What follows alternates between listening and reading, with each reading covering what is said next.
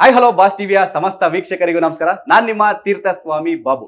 ಇದೇ ಏಪ್ರಿಲ್ 30ಕ್ಕೆ ಬಿಡುಗಡೆಗೆ ಸಿದ್ಧವಾಗಿರುವ ಬಹುನಿರೀಕ್ಷಿತ ಆಕ್ಷನ್ ಪ್ರಿನ್ಸ್ ಧ್ರುವ ಸರ್ಜಾ ಅಭಿನಯದ ಕೇಡಿ ಚಿತ್ರದ ಬಗ್ಗೆ ಮಾತನಾಡೋದಕ್ಕೆ ಸ್ವತಃ ನಮ್ಮ ಜೊತೆ ಧ್ರುವ ಸರ್ಜಾ ಅವರಿದ್ದಾರೆ. ಅವ್ರನ್ನೇ ಮಾತಾಡ್ಸೋಣ ಕೇಡಿ ಚಿತ್ರದ ಬಗ್ಗೆ, ಮತ್ತೆ ಸಾಕಷ್ಟು ವಿಚಾರದ ಬಗ್ಗೆ ಮಾತಾಡ್ತಾ ಹೋಗೋಣ. ಮೊದಲಿಗೆ ನಮಸ್ತೆ. ನಮಸ್ತೆ ಬ್ರೋ. ಸೊ ಕೇಡಿ ಅಂದ ತಕ್ಷಣ ನಮ್ಗೆ ನೆನಪಾಗೋದೆ ಕೇಡಿ ಅಂದ್ರೆ ನೆಗೆಟಿವ್, ಕೇಡಿ ತರ ಆಡ್ತಾನೆ ಇನ್ನೇನ್ ಕೇಡಿ ಅನ್ನೋ ತರ ಆಡೋ ಭಾಷೆಯಲ್ಲಿ ಮಾತಾಡ್ತಿರ್ತೀವಿ. ಸೊ ನಿಮ್ಮ ಚಿತ್ರದಲ್ಲಿ ನಿಮ್ಮ ಪಾತ್ರ ಅದೇ ತರ ಇರುತ್ತಾ? ಕೇಡಿ ಅಂದಿದ ತಕ್ಷಣ ನಾನು ಅನ್ಕೊಳ್ಳೋದು ಪಾಸಿಟಿವ್.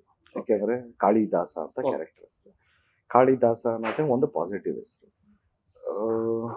ನನ್ನ ಪಾತ್ರ ಇದರಲ್ಲಿ ಒಬ್ಬ ಮುಗ್ಧ ಕ್ಯಾರೆಕ್ಟರ್, ಇನ್ನೋಸೆಂಟ್ ಕ್ಯಾರೆಕ್ಟರ್. ಓಕೆ, ಅವನ ಲೈಫಲ್ಲಿ ಏನೇನ ಅಬ್ಸ್ಟ್ರಕಲ್ಸ್ ಬರುತ್ತೆ, ಅವನು ಯಾವ ರೀತಿ ಫೇಸ್ ಮಾಡ್ತಾರೆ, ಯಾವ ರೀತಿ ಅವನ ಫ್ಯಾಮಿಲೀಸಿಗೆ ವ್ಯಾಲ್ಯೂ ಕೊಡ್ತಾನೆ, ಓಕೆ, ಅಂದ್ರೆ ಅಕ್ಕ ತಂಗಿ ಆಗಿರ್ಬೋದು, ಅಣ್ಣ ತಮ್ಮದರಾಗಿರ್ಬೋದು, ತಂದೆ ತಾಯಿ ಆಗಿರ್ಬೋದು, ಯಾವ ರೀತಿ ಅವ್ನು ಸೆಕ್ಯೂರ್ ಆಗಿ ಅವ್ರ ಫ್ಯಾಮಿಲಿನ ನೋಡ್ಕೊತಾನೆ ಅನ್ನೋ ಒಂದು ನಿಜವಾಗ್ಲೂ ನಡೆದಂಥ ಕತೆ ಇದು. ಓಕೆ, ಅದನ್ನ ಆ ಲೈನ್ ಎತ್ಕೊಂಡು ತುಂಬಾ ಕಮರ್ಷಿಯಲ್ ಆಗಿ ಎಣೆದಿದ್ದಾರೆ.